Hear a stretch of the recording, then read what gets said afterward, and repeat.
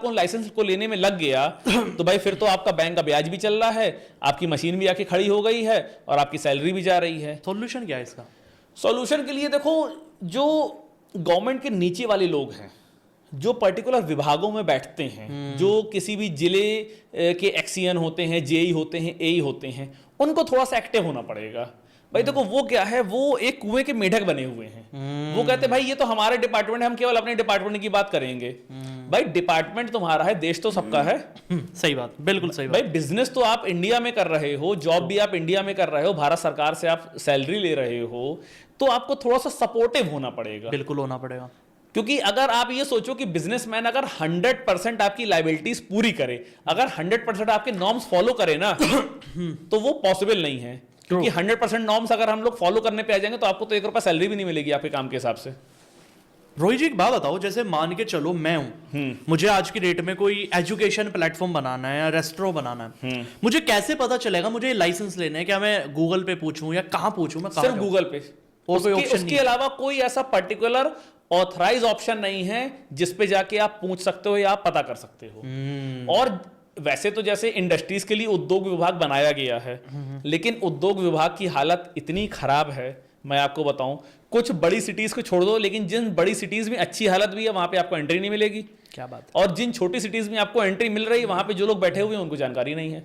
उनको है ही नहीं, उनको जानकारी नहीं है। अब सरकार ने इसके लिए एक काम और भी शुरू किया, बहुत अच्छा। क्या? सरकार ने एक, हर उद्योग विभाग में एक निवेश मित्र नाम की एक निकाली है वैकेंसी। अच्छा। निवेश मित्र का काम है कि इंडस्ट्रीज वालों को और गवर्नमेंट ऑफिशियल्स को मिलवाना, मतलब उनके बीच का एक kind of diplomatic kind of आदमी उन्होंने दिया हुआ है। ठीक है। कि आपकी जो समस्या हो आप निवेश मित्र से बताइए, निवेश मित्र जाके गवर्नमेंट से बात करेगा। ठीक है। लेकिन काम तो तब होगा ना जब उसकी सुनेंगे।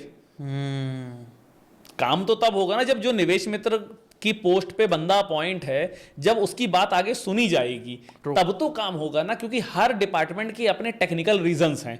बिल्कुल सही बात। भाई आपको बिजली का कनेक्शन लेना है, अब एक्सीएन ने रिपोर्ट लगा दी हमारे वहां खंबे नहीं है, हमको 6 महीने का टाइम चाहिए, अब आप बैठे रहो। अब निवेश मित्र क्या कर लेगा बैठ के? कुछ भी नहीं करेगा। जो आपने पोस्ट निकाली है वो कह देगा सर 6 महीने का टाइम मांग रहे हैं। तो क्या है, एक प्रैक्टिकल अप्रोच की रिक्वायरमेंट है। ठीक है। वो नॉलेज कहाँ से आएगी? वो नॉलेज के लिए बहुत लंबी लड़ाई लड़नी पड़ेगी। अच्छा जी।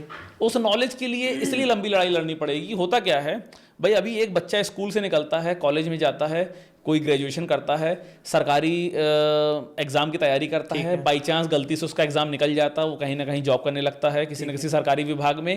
ठीक है। उसके बाद उसकी लर्निंग खत्म। गलती से एग्जैक्टली गलती से। उसके बाद उसकी लर्निंग खत्म। अच्छा। उसके बाद उसको कोई मतलब नहीं होता है कि दुनिया में क्या चल रहा है। ये तो बात है। उसको कोई मतलब नहीं होता है कि हम कहाँ आगे जा रहे हैं, कहाँ पीछे जा रहे हैं। उसको सिर्फ मतलब होता है अपनी सैलरी से। उसको मतलब होता है कि जिस कुर्सी पे बैठा है उसके पास उसका क्या काम है। अगर उसका साइन करने का काम है तो केवल साइन करता रहेगा, उसका टरकाने का काम है तो केवल टरकाता रहेगा, बस। मैंने देखा है, मतलब एक्चुअल में कहना नहीं चाहिए, बहुत ही कंट्रोवर्शियल चीज भी है, लेकिन गवर्नमेंट जॉब की लोग तैयारी भी सिर्फ इसलिए कर रहे हैं ताकि मुझे बैठ के पैसा मिले, क्योंकि मुझे काम ही ना करना पड़े। उनकी वहां से क्या है, ग्रोथ रुक जाती है। मैं आपको बताऊं, सरकारी आदमी जो होता है, केवल एक टॉप लेवल की आप छोड़ दो, ठीक है, टॉप लेवल के नीचे वाले जो लोग होते हैं ना, भले ही उनकी फाइनेंशियल ग्रोथ तो होती है, लेकिन उनकी मेंटल ग्रोथ और सोशल ग्रोथ दोनों रुक जाती है। जीरो, बिल्कुल जीरो हो जाती है, क्योंकि वो कुएं के मेढक बन जाते हैं। वो अपने डिपार्टमेंट से कभी बाहर ही नहीं निकलते हैं और उनके पास अपनी खुद की इतनी समस्याएं रहती कि दूसरे की समस्या को क्या सॉल्व करेंगे। और ईगो भाई साहब टॉप नॉच। ईगो तो भाई इस बात का आता है ना कि उनको लगता है कि उन्होंने कोई गवर्नमेंट एग्जाम क्रैक कर लिया है तो जैसे कोई मिसाइल बना ली है। भाई आपने देखो यार, गवर्नमेंट एग्जाम क्रैक करना टफ होता है, सही बात, लेकिन एक गवर्नमेंट एग्जाम आपकी काबिलियत तय नहीं कर सकता। ये मैं आपको बता रहा हूं ऑन कैमरा। आपने आप कोई गवर्नमेंट एग्जाम क्रैक करके आए हो, इसका मतलब ये नहीं कि आप उसके काबिल हो। क्या बात। क्योंकि काबिलियत आपकी तब पता चलती जब आप चेयर पे बैठते हो। बहुत सारे हम लोग देखते हैं, जैसे आईएएस को बहुत अच्छा एग्जाम मतलब माना जाता है कि बहुत टॉप नॉच का एग्जाम होता है और उसके जो लोग आते हैं बहुत टॉप नॉच के आते हैं, लेकिन उसके बाद में उसमें खराब लोग भी आते हैं। हम लोग देखते हैं कितने लोग रिश्वत देते पकड़े गए, करोड़ों रुपए निकलता है। तो भाई एग्जाम क्रैक करना आपकी काबिलियत थी केवल as a professional. Very true, है ना। सबसे बड़ी चीज है कि कुर्सी की रिस्पेक्ट है कि या फिर कुर्सी में बैठने वाले की रिस्पेक्ट है। आप भी ऑफिस जाते होगे, मैं भी ऑफिस जाता हूं, कभी सरकारी ऑफिस से बाहर निकलते हैं तो हम लोग कभी कभी बोलते हैं यार कुर्सी की इज्जत नहीं होती ना तो बंदा 2 कौड़ी का है। सही बात। और कभी कभी ये भी बोलते हैं कि यार कुर्सी अपनी जगह है, बंदा एक नंबर का है। क्या बात। तो भाई ये अप्रोच जब तक हमारे पास नहीं आएगी, हमारी सरकार में नहीं आएगी, प्रैक्टिकल चीजें नहीं आएंगी ना, तब तक मिडिल क्लास इंसान केवल पिसता रहेगा। शानदार। क्योंकि ना तो उसके पास इतना पैसा है कि वो बर्बाद कर सके, ना उसके पास इतनी नॉलेज है कि वो सामने वाले को बता सके।